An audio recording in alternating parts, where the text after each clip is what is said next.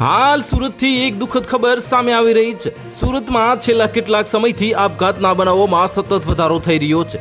થોડા સમય પહેલા જ સુખપ્રીત કૌર નામની મોડલ આત્મહત્યા કરી હતી, ત્યારબાદ વધુ એક મોડલે આપઘાત કરી લેતા ચકચાર મચી જવા પામી છે।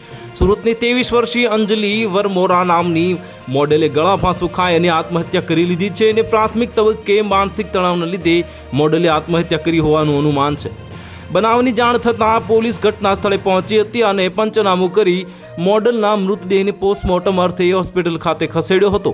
આ પ્રાપ્ત માહિતી અનુસાર સુરતના અઠવા વિસ્તારમાં 23 વર્ષીય અંજલિ વરમોરા નામની મોડલે દુપટ્ટા વડે ગળે ફાંસો ખાઈ અને જીવન લીલા સંકેલી લીધી છે। આ અંજલિએ પંખા પર દુપટ્ટો બાંધીને આપઘાત કરી લીધો છે।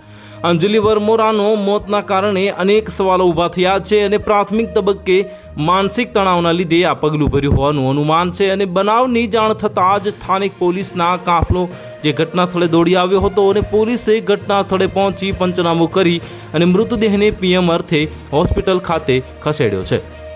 પોલીસ પરિવારજનોનો સંપર્ક કરવાનો પ્રયાસ કર્યો હતો।